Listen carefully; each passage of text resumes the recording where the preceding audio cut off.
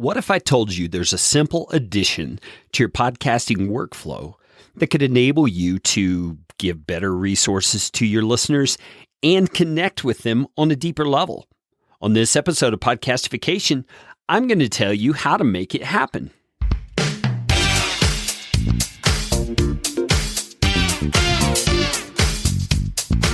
My name is Kerry Green, and I am the Client Happiness Guy at PodcastFastTrack.com, and this is Podcastification. This show is all about podcasting. How to do it, how not to do it, best practices, interesting news items that have to do with the realm of podcasting, and who knows what else. And I'm trying to do it all with a little bit of fun and some information to help you get a show going, keep yours going, or make it better. And if you like what's going on here on the show, I would appreciate it, so appreciate it, if you could leave a rating or review on iTunes. You can find out how to do that at podcastfasttrack.com/review. That's enough of that kind of stuff. Let's get you podcastificated right away.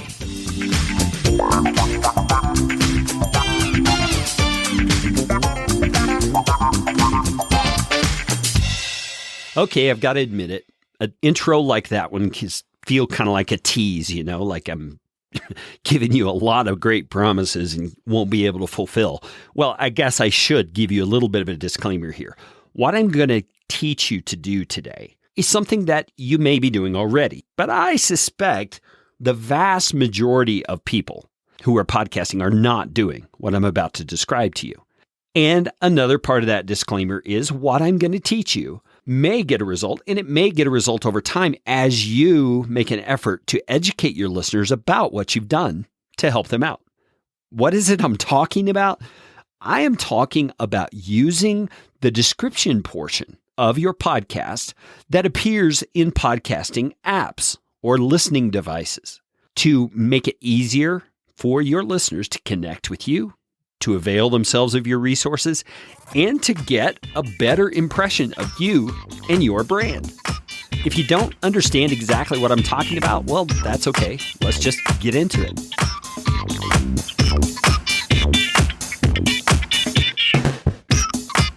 Okay, if you have never used a podcasting app, like on your smartphone or your iPad or whatever, you may have a hard time visualizing what I'm about to describe. But I hope that you can get it. And, I might as well just go ahead and encourage you. Go onto Google Play Store or the iTunes Store and find an app. There are some free ones out there that you can download. Now, if you've got an iPhone or an OS device, you should have the iTunes podcast player already installed on your phone or on your device. Maybe you're not even using it. Go and find that thing and walk through this with me, because I want to describe to you and explain to you how you can do this. Now, if you're an Android user and you don't have a podcast playing app on your device, I would encourage you, go to Google Play, find a free podcast app, I guess is what you'd call it, podcast listening app. There's all kinds of them out there. I use one called Pocket Casts. It's not free, but it's like $3.99. And go ahead and install one of those things right now. Go do it. I'll wait.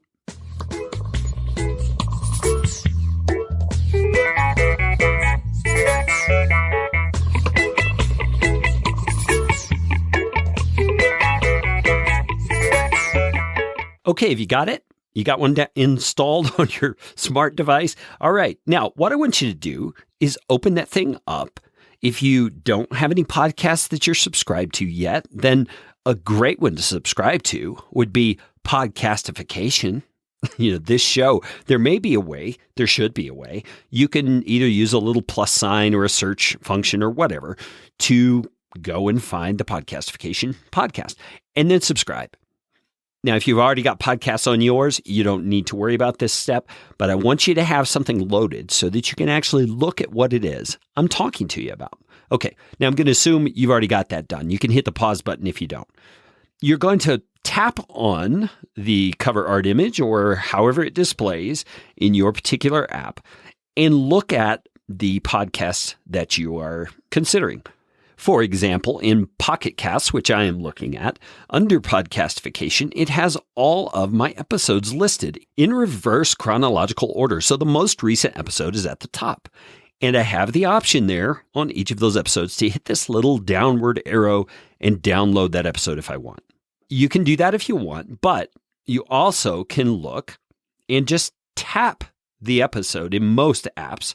Some apps may not allow this, so you may have to download it, but you can tap on the episode and it will pull up, ta-da, the show notes for the episode. Now look there, in this episode of Podcastification, I'm looking at episode number 61. There's an image, there's some text and timestamps, there is some resources with links that can be clicked on right there in the smartphone. There's even ways to contact me and subscribe with some fancy looking images. Wow, that's pretty impressive. This guy must know his stuff. Never mind all of that. The point is, this is the section of every episode of your podcast that I'm talking about. You can optimize this thing so that it becomes a very important, valuable resource for your listeners.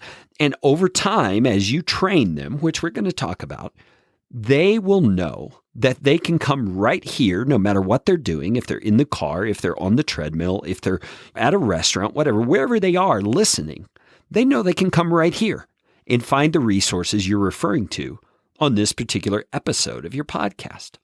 So let's talk about this from a behind-the-scenes perspective. Where do you put this information to make sure that it shows up here in the podcasting apps? That's a pretty good question, isn't it?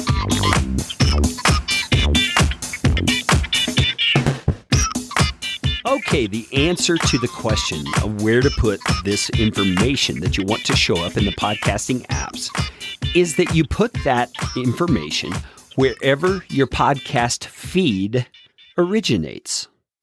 Now, you may not know exactly what that means if you're fairly new to podcasting. So let me give you a little bit of a background on how a podcast works. Your podcast is sent out to your subscribers through what is called an RSS feed. Okay, never mind what RSS stands for. It doesn't matter. That feed is generated either by your podcast host, your media host. In my case, I use Libsyn. And so Libsyn, which is Liberated Syndication, and links for this will be in the show notes.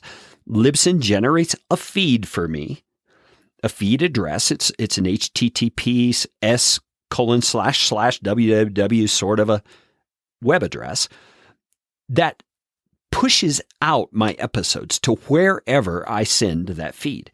Okay. So it's this feed that's submitted to places like iTunes and Stitcher and Google Play and iHeartRadio and all those places that syndicate your show or multiply your show out through their directory. They do it by pulling information from your feed. In fact, the podcast app there on your smart device that we've been talking about pulls from your feed in an indirect kind of way. Most of them pull directly from iTunes. But where's iTunes getting it from? From your feed. So where does this feed come from? Well, in my case, as I mentioned to you, it comes from Libsyn. If you are a Libsyn subscriber, and if you are using the Libsyn feed as the thing you're submitting to iTunes and all of those places, then yours is coming from Libsyn as well. There are other options, though. That feed could be coming from somewhere else. If you use the Blueberry PowerPress plugin and have used it to generate a feed for you and have submitted that feed to iTunes, then the feed Blueberry has created for you on your website is the feed that's going to be used. And there are other options as well, like Podbean. Wherever you host your audio is probably where your feed is coming from, but maybe not. So it's important that you know exactly where that feed's coming from if you're going to put this information for your show notes or for your description in the right place. So how do you find out where your feed's coming from?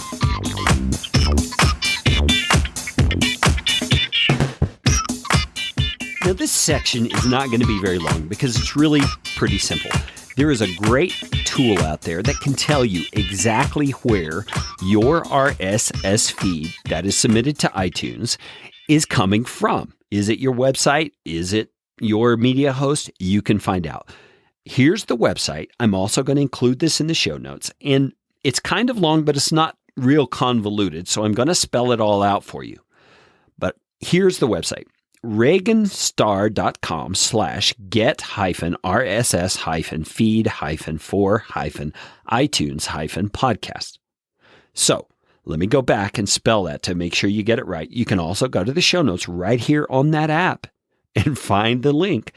It's ReaganStar, ReaganStarr.com/get, G-E-T, hyphen, RSS, hyphen, feed, F-E-E-D, hyphen, F-O-R, hyphen, iTunes, so I-T-U-N-E-S, hyphen, podcast. That was easy, wasn't it? Now, what you're going to do is you're going to type in the name of your podcast in the little field that's on the page there. And you'll notice as you start typing, various things are going to start popping up. Just be patient, finish typing your name of your podcast. It has to be exactly the name of your podcast, and it will show you your podcast. And right there next to the image from your podcast is going to be a URL, a web link. And you'll see in it either Libsyn in that name somewhere, or you might even see the name of your website. That means it's coming somehow from your website.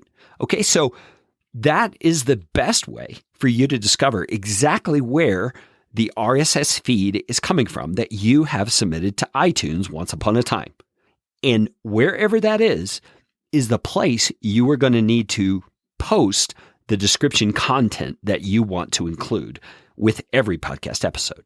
And as an additional kindness to you and help, I am also going to post an image, a screenshot of me looking up the Podcastification podcast on Reagan Starr's app so that you can see exactly what it looks like. And remember, it's right here in the description of this episode on the podcast player app that you're using right now.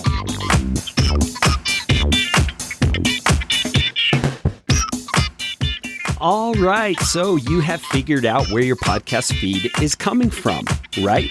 So whether that's on Libsyn or whether that's on your website or whether that's on Podbean, none of that matters except for the fact that that is the place where you are going to post the information you want to appear in the descriptions for your episode. So in my case, it's in Libsyn. So in the Libsyn dashboard, there is a place for every episode as you're entering your content where you can put description information.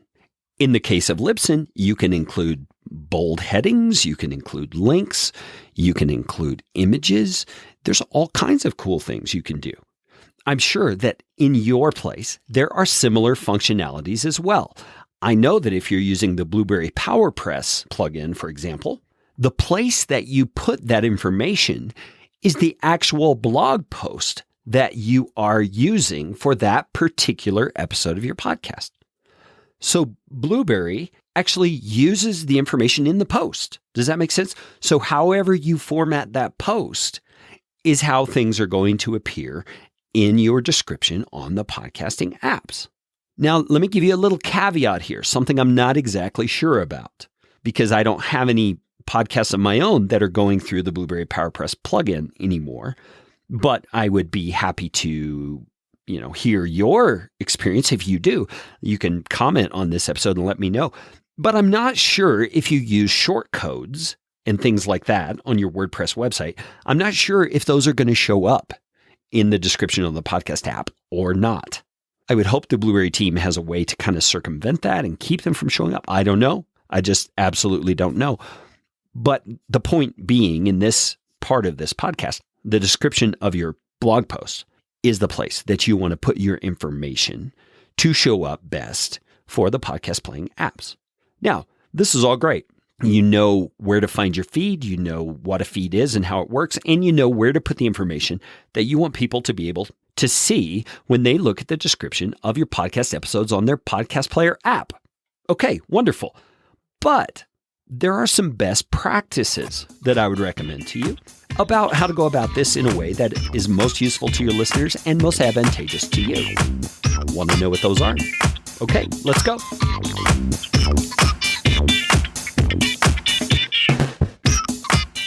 Okay, as we begin discussing best practices, I'm going to suggest some things to you that I think are better from just an experience standpoint, or it just seems smarter to me to do it this way. But don't take any of this as gospel truth.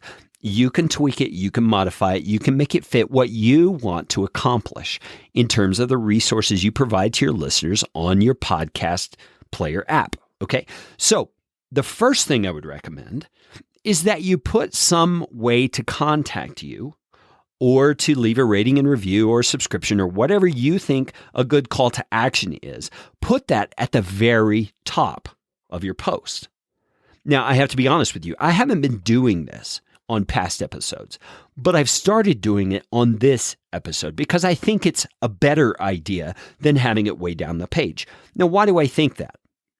Well, because if I do happen to be driving or if I do happen to be on the treadmill and I hear something from my podcast episode that I'm listening to that I just feel like I need to pull over and I need to make connection with this person or I need to get that resource, I need to be able to do that as quickly as possible. And so I'm trying to think a little bit more in the shoes of my listener.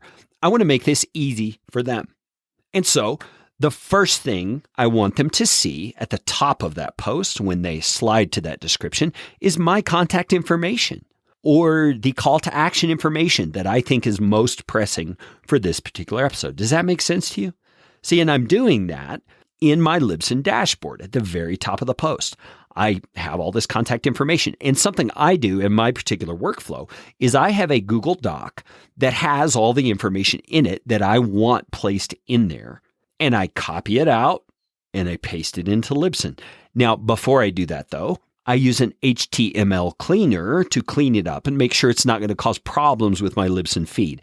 I got that recommendation from Rob Walsh, who works at Libsyn. So I think that's a pretty smart idea. Just making sure the HTML doesn't have junk in it that's going to cause a problem with my podcast feed. So anyway, the point being, in Libsyn, I'm doing that inside the interface. I'm just copying it, pasting it in, and it's not a whole lot of work. It takes me maybe 10 seconds more, not even that much usually, just because it's a copy and paste. If I have to recenter it or something like that, hey, no big deal. I can do that. Now, if you're using something like the Blueberry PowerPress plugin, you're going to have a little bit of a decision to make here because the Blueberry PowerPress, man, that gets hard to say after a while.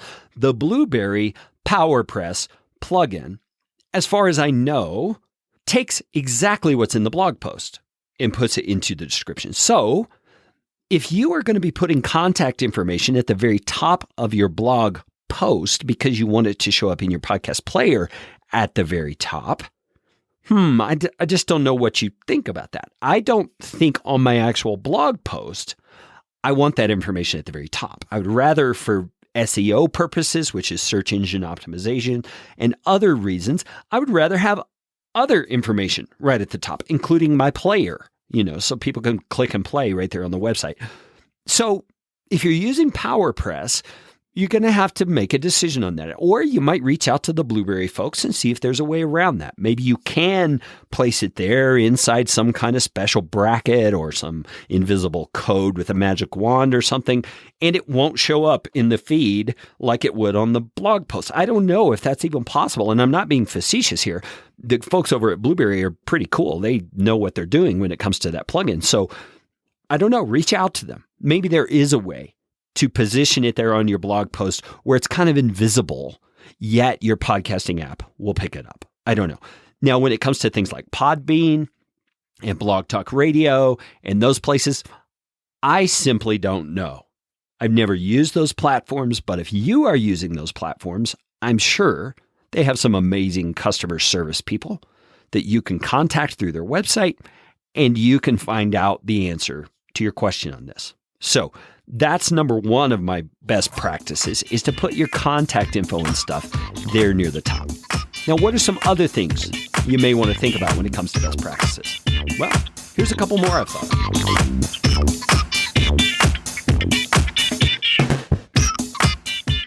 Another best practice that I would recommend you use somehow on your blog post page for your podcast, or in the description area on your media host so that it shows up in these podcast players is a timestamp of some sort. It may be on a bullet point outline, on your headers. I don't know how you're going to do it exactly. But the reason for it is this. Many podcast players, some of the newer ones, in fact, use those timestamps to enable listeners to kind of scroll through the outline, see the topic they exactly want to listen to, and then all they have to do is tap on the timestamp, and it will start playing the audio at that point. Now, that's pretty cool, isn't it?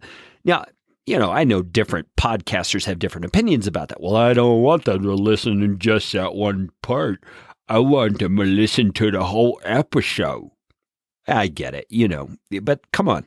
Are you trying to be helpful to your listener, or are you more interested that they hear every single syllable that you have to say?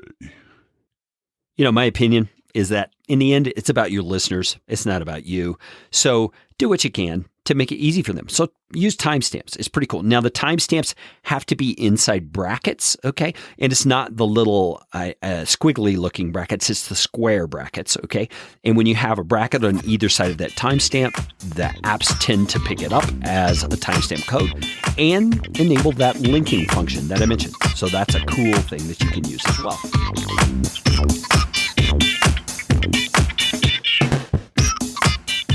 Another best practice that I would recommend that you do is to include some kind of images. I just use the one that I create for my blog post and put it into my Libsyn dashboard right there inside the post. With Libsyn, you can do that. You can insert images. I know on Blueberry you can do that because you put images in blog posts all the time. So that's what I recommend you do. Put some kind of images to make it more appealing to the eye, more interesting. What this does, I think, is more for your brand than it is for your particular listeners. This gives you a better appearance in their eyes, a better portrayal of professionalism, of having your act together, of branding. You can include your logo there because, every time you can get your logo in front of the eyes of a prospective client or customer, which, podcast listeners are ideal. They're not warm prospects, they're hot prospects because they have self-selected your show. Does that make sense? So anytime you can get your branding, your logo, your look in front of them, it's going to re-emphasize in their minds that you are a respected resource in their mind. So you want to do that however you can. I've seen podcasters also include images of their guest here. That's great. Link to their guest website. Wonderful. Do any and all of the above to make this a useful resource for your listeners. That's really what this is all about. Okay, so all of that is best practices about how to place this stuff into your description so that it's functional and helpful for your listeners. But there's something else you need to do, or most of this is just going to be a waste for you. Can you guess what that is?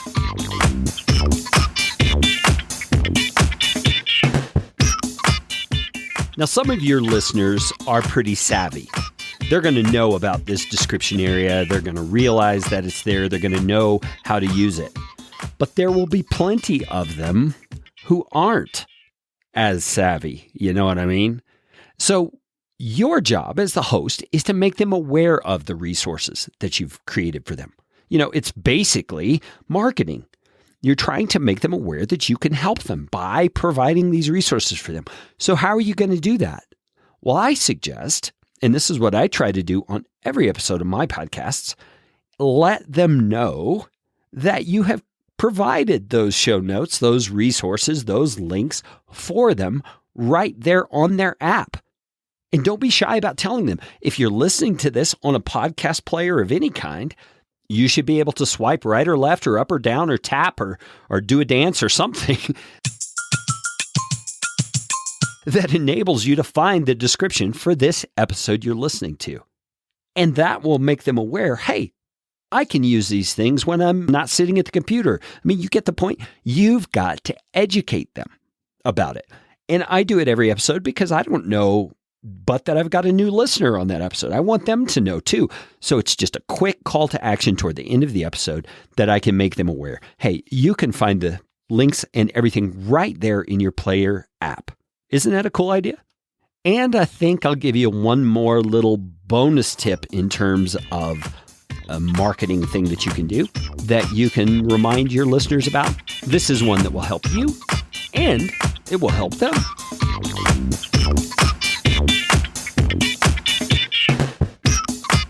All of us who are trying to do anything worthwhile online know the struggle that it is to have something significant or valuable to share on social media.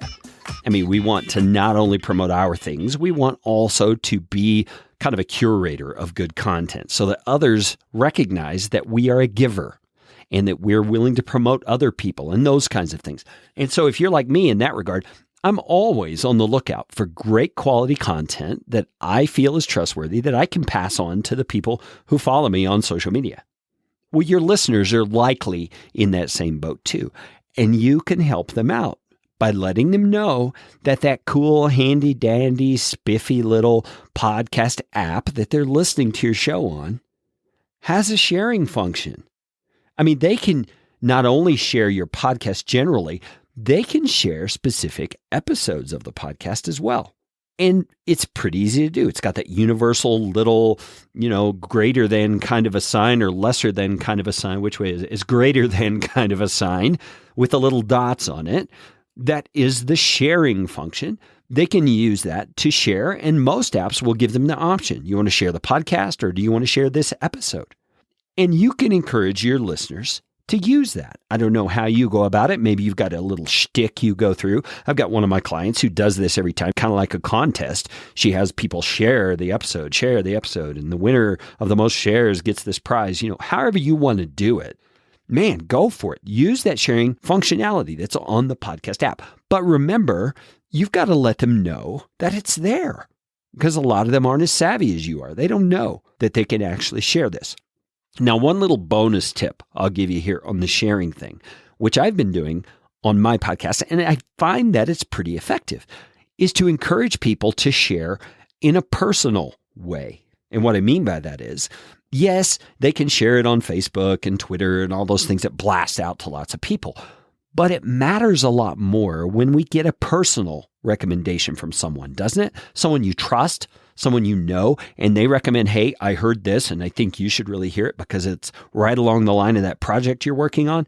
That kind of thing. It's your old friend, remember me? So I encourage my listeners to stop and think of one person. So maybe you could do this right now, just as an example, okay? You could help me out as I help you out, right? Anyway, think about one person that you know who could benefit from what I'm sharing right now. And using the sharing function on your app, share this episode with them. And don't just share it, but add a personal comment telling them why. The best ways to do that personally is through a text or an email. Just send it directly to them and tell them, hey, I thought of you. Here's why. I hope you enjoy it. Hello? So all of that is this super special way that you can benefit your listeners more, make opportunities for them to connect with you more, give them resources no matter where they are, so that they can more easily take advantage of the great content that you're putting out. And since I've already asked you as a little exercise in this particular podcast to share this with someone you know, I'm not going to ask you to do that again. But if you want to, nobody's stopping you. Hey, you know what time it is. It's time for you to go out and make it a podcastificating day.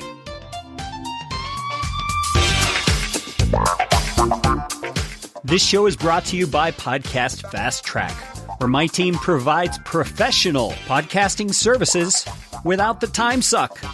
Full production, editing, and show notes all in one monthly subscription package. You can find out more at podcastfasttrack.com. Now go out and make it a podcastificating day.